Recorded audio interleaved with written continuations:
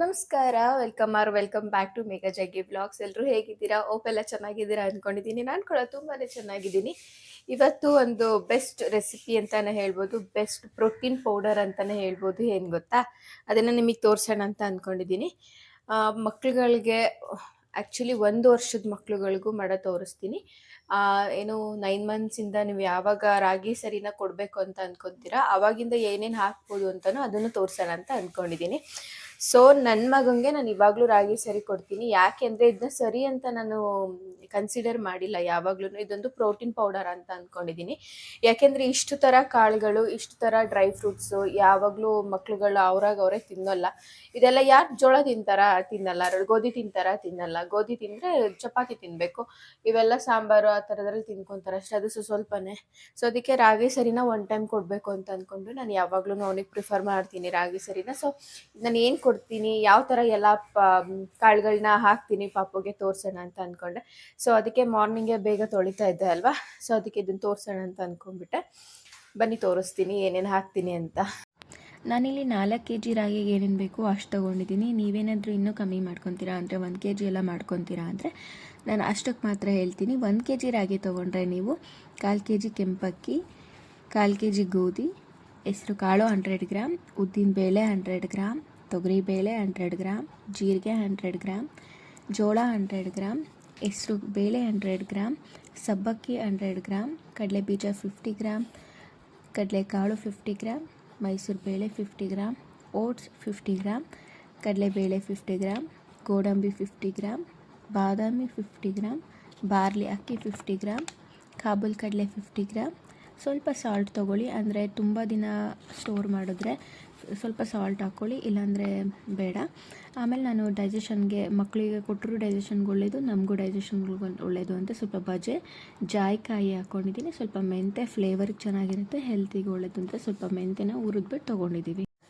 Next ನಾನು ಎಲ್ಲದೂ ಐಟಮ್ಗಳನ್ನ ಎತ್ತಿಟ್ಕೊಂಡಾದ್ಮೇಲೆ ಒಂದೊಂದಾಗಿ ನೀಟಾಗಿ ತೊಳೆದಿಟ್ಕೊಬೇಕು.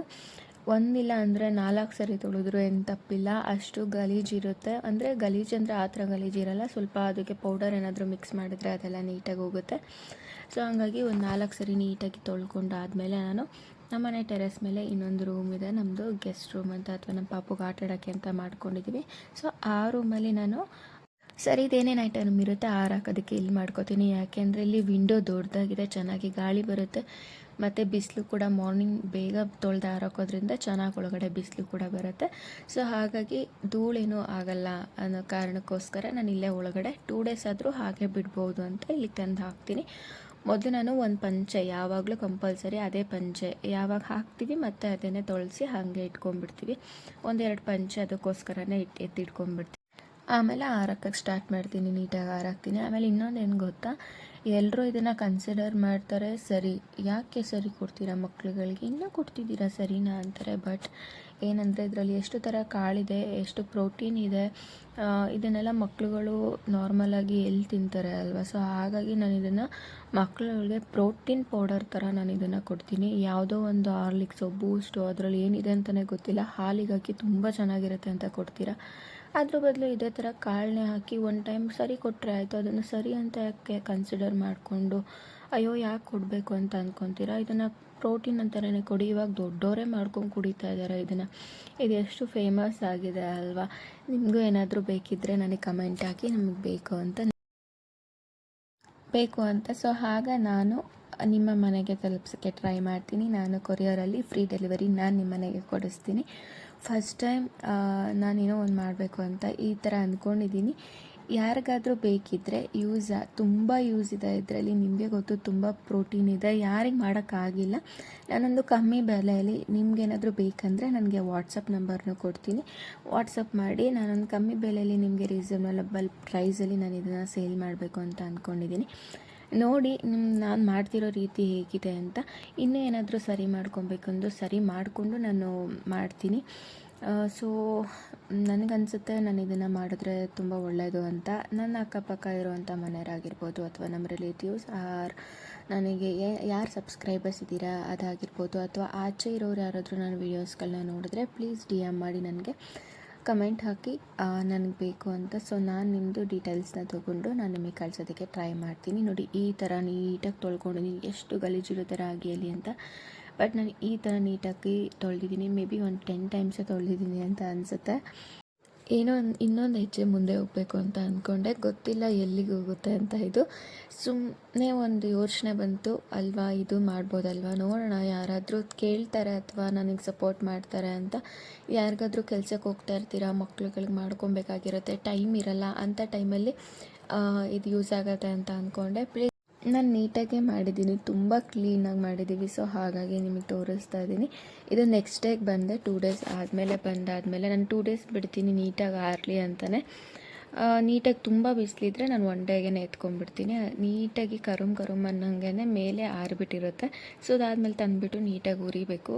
ಯಾವ ಥರ ಅಂದರೆ ಬ್ರೌನ್ ಕಲರ್ ಬರಬೇಕು ನೀಟಾಗಿ. 2 ಕಡೆ ಇಟ್ಕೊಂಡು ನಾವು ಹುರ್ಕೊತೀವಿ. ಸೊ ನಿಮ್ಮೆಲ್ಲರ ಸಪೋರ್ಟ್ ನನಗೆ ತುಂಬಾ ಮುಖ್ಯ. ಪ್ಲೀಸ್ ಸಪೋರ್ಟ್ ಮಾಡಿ. ಯಾರಿಗಾದ್ರೂ ಬೇಕಿದ್ದರೆ ನನಗೆ DM ಮಾಡಿ, ನಾನು ನಿಮ್ಮನೆಗೆ ಕಳಿಸ್ಕೊಡೋದಕ್ಕೆ ಪ್ರಯತ್ನ ಮಾಡ್ತೀನಿ. ನನ್ನ ಈ ಹೊಸ ಪ್ರಯತ್ನಕ್ಕೆ ನೀವು ಕೈ ಜೋಡಿಸಿ ಅಂತ ಹೇಳ್ತೀನಿ. ನನ್ನ ಹತ್ರ ಆಲ್ಮೋಸ್ಟ್ ಇವಾಗ 330 ಸಬ್ಸ್ಕ್ರೈಬರ್ಸ್ ಇದ್ದೀರಾ. ಇನ್ ಕೇಸ್ ನಂದು 1K ಏನಾದರೂ ರೀಚ್ ಆಯ್ತು ಅಂದರೆ, ಅದರಲ್ಲಿ ಯಾರೋ ನನ್ನ ವೀಡಿಯೋಸ್ನ ನೋಡ್ತಿದ್ದೀರಾ ಅಂದರೆ ಪ್ಲೀಸ್ ನನಗೆ ಸಪೋರ್ಟ್ ಮಾಡಿ, ಸಬ್ಸ್ಕ್ರೈಬ್ ಮಾಡ್ಕೊಳ್ಳಿ. ತುಂಬ ಜನ ಸಬ್ಸ್ಕ್ರೈಬ್ ಮಾಡ್ಕೊತಾ ಇಲ್ಲ. ಪ್ಲೀಸ್ ಸಬ್ಸ್ಕ್ರೈಬ್ ಮಾಡಿಕೊಂಡು ವೀಡಿಯೋಸ್ಗಳನ್ನ ನೋಡಿ. ಒಬ್ಬೊಬ್ಬರು ಹೇಳ್ತಾರೆ, ಯಾಕೆ ನೀವು ತುಂಬ ಕೇಳ್ತಾ ಇದ್ದೀರಾ ಪ್ಲೀಸ್ ಅಂತ. ನನಗೆ ನನ್ನ ಜನಗಳ ಹತ್ರ ಕೇಳೋದಕ್ಕೆ ಪ್ಲೀಸ್ ಅಂತ ನನಗೇನು ಮುಜುಗರ ಇಲ್ಲ. ಸೊ ಇಷ್ಟು ಎಲ್ಲ ಹುರಿದಾದ್ಮೇಲೆ ಈ ಥರ ಇದೆ.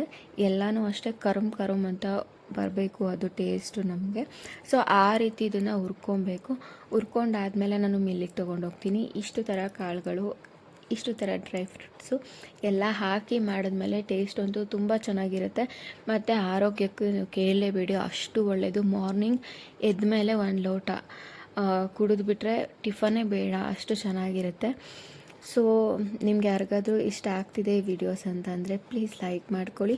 ತುಂಬ ದಿನದಿಂದ ಕೇಳೋದು ಯಾಕೋ ಬೇಡ ಅನ್ನಿಸ್ತಿತ್ತು. ಹೇಳ್ತಿದ್ರು ಯಾಕೆ ಕೇಳ್ತೀರಾ, ಅವರೇ ಬರ್ತಾರೆ, ಅವರೇ ಮಾಡ್ಕೊತಾರೆ ಅಂತ. ನನಗೆ ಕೇಳೋದ್ರಲ್ಲಿ ತಪ್ಪಿಲ್ಲ ಅಂತ ಅನ್ನಿಸ್ತು. ಸೊ ಅದಕ್ಕೆ ನಾನು ಸಬ್ಸ್ಕ್ರೈಬ್ ಮಾಡ್ಕೊಳ್ಳಿ ಅಂತ ಕೇಳ್ತಾ ಇರ್ತೀನಿ, ಪ್ಲೀಸ್ ಸಪೋರ್ಟ್ ಮಾಡಿ ಅಂತ ಕೇಳ್ತಾ ಇರ್ತೀನಿ. ಅದರಲ್ಲಿ ಏನಿದೆ ಅಲ್ವಾ. ಸೊ ಇವಾಗ ನಾನಿಲ್ಲಿ ಮಿಲ್ಲಿಗೆ ತೊಗೊಂಡೋಗೋದಕ್ಕೆ ಅಂತ ರೆಡಿ ಮಾಡ್ಕೊತಾ ಇದ್ದೀನಿ. ಎಲ್ಲ ತೊಗೊಂಡು ಫಸ್ಟ್ ಮಿಕ್ಸ್ ಮಾಡ್ಕೊತೀನಿ, ಏಕೆಂದರೆ ಎಲ್ಲ ಸಪ್ರೇಟ್ ಇರುತ್ತೆ ಅಲ್ವಾ. ಸೊ ಅದಕ್ಕೆ ನಾನು ಒಂದು ಕಡೆ ಹಾಕಿ ಮಿಕ್ಸ್ ಮಾಡಿದ್ರೆ ನೀಟಾಗಿ ಎಲ್ಲ ಒಂದು ಕಡೆ ಇಲ್ದಲೇ ಎಲ್ಲ ಕಡೆ ಹೋಗಿ ನನಗೆ ನೀಟಾಗಿ ಪೌಡರ್ ಬರುತ್ತೆ. ಎಲ್ಲ ಒಂದೊಂದು ಕಡೆನೇ ಎದ್ಬಿಡುತ್ತೆ ಅದು ಟೇಸ್ಟು. ಸೊ ಹಂಗಾಗಿ ನೀಟಾಗಿ ಕೈಯಲ್ಲಿ ಕಲಿಸ್ಕೊತಿದ್ದೀನಿ ನಾನು. ಈ ವಿಡಿಯೋ ಎಲ್ರಿಗೂ ಯೂಸ್ಫುಲ್ ಆಯಿತು ಅಂತ ಅಂದ್ಕೊತೀನಿ. ಪ್ಲೀಸ್ ಯೂಸ್ಫುಲ್ ಆಗಿದ್ದರೆ ಲೈಕ್ ಮಾಡಿ, ಶೇರ್ ಮಾಡಿ, ಕಮೆಂಟ್ ಮಾಡಿ, ಸಬ್ಸ್ಕ್ರೈಬ್ ಮಾಡೋದನ್ನು ಮರಿಬೇಡಿ. ಸಬ್ಸ್ಕ್ರೈಬ್ ಮಾಡಿಕೊಂಡು ವೀಡಿಯೋಸ್ಗಳನ್ನ ನೋಡಿ. ನಿಮ್ಮನೆ ಮಗಳು ಮೇಘನನ್ನ ಬೆಳೆಸಿ ಅಂತ ಹೇಳ್ತಾ ಹೋಗ್ಬಿಟ್ಟು ಬರ್ತೀನಿ. ಎಲ್ರಿಗೂ ಬಾಯ್, ಐ ಲವ್ ಯು.